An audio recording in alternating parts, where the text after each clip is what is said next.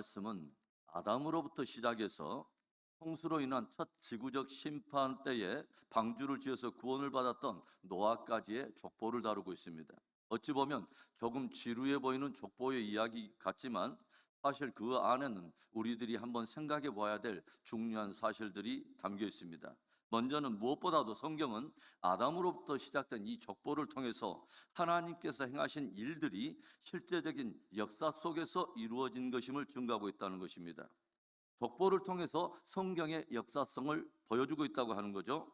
성경의 이야기, 하나님의 이야기가 막연히 누군가가 만들어낸 허구의 이야기가 아니라 분명히 역사 속에서 이루어진 실제인 것을 족보를 통해서 보여주고 있다고 하는 것입니다. 우리들이 아담의 족보를 통해서 또 주목하게 되는 또 하나의 사실은 뭐냐면 하나님의 약속의 성취들입니다. 하나님은 사람을 지으시고 저들에게 복을 주시며 생육하고 번성하여 땅에 충만하라 명령하시는데 인간의 범죄에도 불구하고 하나님께서 말씀하신 이 생육과 번성과 충만함이 성취되고 있다고 하는 것을 족보를 통해서 보여준다고 하는 것이죠. 그런데 우리들이 또 이 아담의 족보를 통해서 주목하게 되는 또 하나의 사실은 뭐냐면 하나님의 은혜를 따라서 사람들이 이 땅에서 생육하고 번성하며 충만해 감에도 불구하고 모든 사람들이 결국은 사망에 이르게 되었다고 하는 것입니다. 너희가 그것을 먹는 날에는 반드시 죽으리라. 하나님의 분명한 경고에도 불구하고 불순종하여 선악과를 따먹고 범죄한 아담과 하와. 이제 하나님께 불순종해서 죄인이 되어버린 저들에게서 태어난 인생들 역시 그 아담이 범죄한 원죄를 지고서 죄인으로 태어났기 때문에 저들은 이 땅에서 나름 수를 누리고 이 땅에서 자녀를 그렇게 누리다가 결국 하나님의 말씀대로 죽음을 맞이하게 되었다고 하는 것입니다. 그래서 오늘 우리가 족보를 쭉 살펴보면 대부분의 사람들이 열애 없이 이 땅에서 자녀를 낳고 정해진 수를 따라 살다가 결국은 죽었더라라고 끝을 맺고 있습니다. 그래서 족보는 모든 인생들이 첫사람 아담에게 속하여서 사망의 종노릇 하게 되었다고 하는 슬프고도 비극적인 하나의 사실을 또 우리에게 증거하고 있다고 하는 거죠. 그런데 오늘 아담의 족보를 쭉 우리가 살펴 내려가다 보면 복음의 시각에서 볼 때 매우 의미 있는 사람들이 등장하고 있습니다. 복음 안에서 의미 있는 사람들 누구일까요? 첫 번째는 우리가 셋이라고 하는 사람을 주목해 볼 필요가 있어요. 3절에 아담은 130세에 자기의 모양 곧 자기의 형상과 같은 아들을 낳아 이름을 셋이라 하였고, 조금은 이상하죠. 분명히 아담의 첫째 아들인 가인이 아직 살아있음에도 불구하고 오늘 족보는 가인이 아닌 셋의 계열을 다루고 있다고 하는 것입니다. 왜 성경은 아담의 족보를 다루면서 가인이 아닌 셋의 계열을 다루고 있을까요? 우리들이 그 깊은 이유는 알 수 없지만 가인은 인류 최초의 살인자가 돼서 동생 아벨을 돌로 쳐 죽인 사람입니다. 그리고 어제 새벽에 우리가 나눴던 것처럼 그는 하나님 앞을 떠나서 이제는 유리하는 인생이 되어버렸다고 하는 거죠. 그런데 하나님께서는 아담에게 죽은 아벨 대신에 또 다른 씨 하나를 주시는데 바로 셋입니다. 셋의 이름의 뜻은 대리인 또는 대리자라고 하는 뜻을 가지고 있다고 어제 새벽에 제가 말씀을 드렸어요. 그래서 의로운 아벨 대신에 하나님께서 주신 생명입니다. 그러니까 셋의 입장에서 본다면 이 셋은 의인의 죽음으로 인해서 대신 생명을 얻게 된 사람이요. 그렇기 때문에 죽은 아벨 대신에 의로운 삶의 몫을 가지고 살아야 될 사명의 인생을 가지고 있다고 하는 것입니다. 여러분 조용히 한번 생각해 보세요. 저와 여러분이 누구입니까? 바로 의로우신 분으로서 십자가에서 죽으신 예수님으로 인해서 생명을 얻은 사람입니다. 그렇기 때문에 이제는 내가 산 것이 아니라 우리를 위해 죽으신 하나님의 아들의 명예를 지고서 의로운 삶의 몫을 살아야 될 사명이 있는 사람들이라고 하는 것입니다. 그래서 어찌 보면 저와 여러분은 영적인 셋의 후손들이라고 말할 수 있는 것입니다. 셋이 누구를 낳습니까? 에노스를 낳았어요. 그리고 성경은 셋이 에노스를 낳을 때 그때 비로소 사람들이 여호와의 이름을 불렀더라라는 의미 있는 말씀을 우리에게 들려줘요. 셋은 의로운 자를 대신하여 생명을 얻은 자로서 여호와의 이름을 부르고 사는 존재, 여호와께 예배하는 존재로 살 것을 결정했다고 하는 것입니다.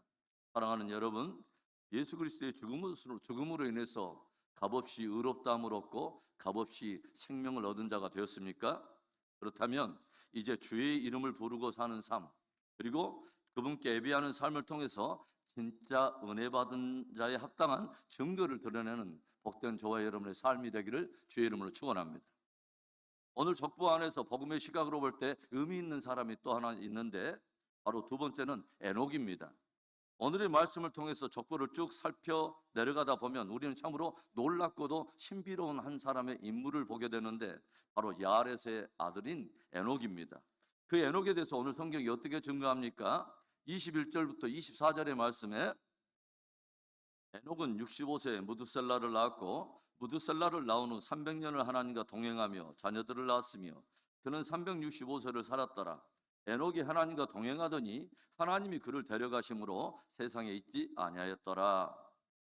우리는 첫사람 아담 안에서 모든 사람이 죄인이 되어서 사망의 종노릇하게 되었기 때문에 사람마다 어느 정도 수를 누리다가 결국은 여리 없이 죽음에 이르게 된 것을 쭉 우리가 살펴보았는데 에녹이라고 하는 사람은 60세에 아들 무드셀라를 낳고 300년 동안을 하나님과 동행하며 자녀를 낳고 365세를 살게 되었다고 하는 거죠. 그런데 그렇게 365년을 살다가 마침내 죽었더라가 아니라 하나님과 그렇게 동행하더니 하나님이 그를 데려가심으로 세상에 있지 않게 되었다라고 성경이 기록하여 들려줘요. 그러니까 죽음을 맛보지 않고 그대로 들림을 받아서 올라가 버렸다는 거죠. 얼마나 신비롭고 다소 충격적인 이야기입니까?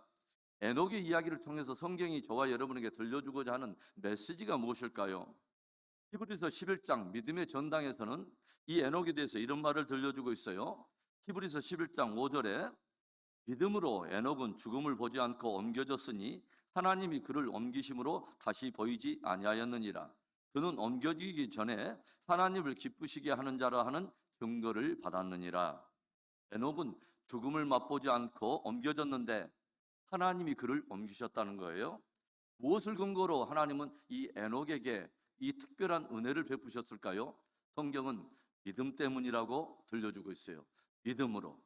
에녹은 옮겨지기 전에 하나님을 기쁘시게 하는 자라 하는 증거를 받았다고 들려줍니다. 우리는 에녹의 어떤 부분이 하나님을 기쁘시게 했는지 우리는 알 수는 없지만 말씀을 통한 근거를 찾아본다면 에녹은 믿음으로 하나님과 동행했다고 하는 것입니다.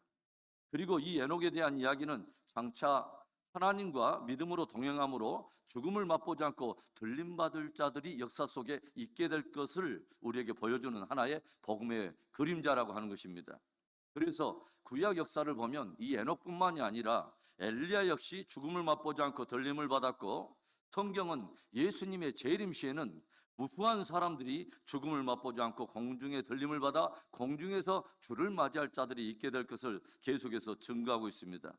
여러분, 성경은 믿음이 없이는 하나님을 기쁘시게 할 수 없다라고 들려주고 있어요. 하나님을 기쁘시게 하는 것이 저와 여러분의 믿음이요. 그 믿음은 하나님과 동행하는 삶으로 열매를 맺는 것입니다. 믿음으로 주님과 동행하면서 우리도 범사에 주님을 기쁘시게 하는 증거를 얻게 되는 복된 삶을 살게 되기를 축원합니다. 오늘 족보 안에서 복음의 시각으로 볼 때 참으로 의미 있는 사람, 마지막 세 번째로는 노아입니다.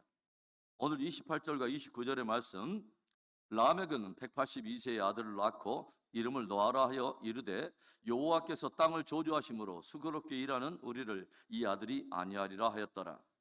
우리는 잘 알듯이 이 노아라고 하는 이 인물이 첫 지구적인 심판이 일어났을 때 방주를 지어서 가족들과 더불어 구원을 얻은 유일한 사람들이요.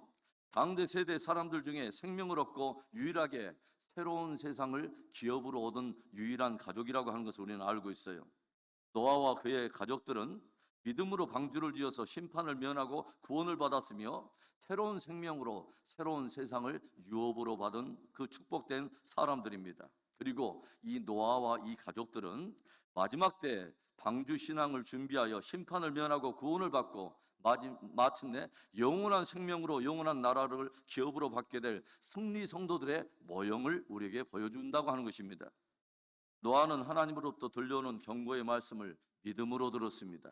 건성으로 듣지 않고 농담으로 받지 않고 경고의 말씀으로 그 말씀을 생명처럼 간직하고 마침내 그 말씀을 따라 방주를 지어서 그날을 준비하더니 마침내 구원을 얻었다고 하는 것입니다.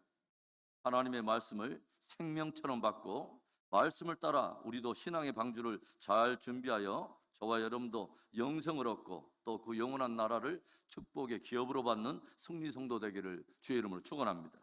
사랑하는 성도 여러분, 첫사람 아담 안에서 모든 사람이 사망의 종로를 하게 되었지만 오늘 족보 안에서 우리는 복음의 시각으로 매우 의미 있는 사람들을 발견하게 되죠. 믿음으로 주를 부르며 주를 예배하던 셋, 그리고 믿음으로 주와 동행하며 하나님을 기쁘게 했던 에녹, 믿음으로 방주를 준비하며 마침내 구원을 얻고 새로운 세상을 기업으로 얻었던 노아. 이 복된 믿음이 저와 여러분에게도 있어서 끝까지 신앙 승리하게 되는 복된 저와 여러분 되기를 다시 한번 주님의 이름으로 축원합니다.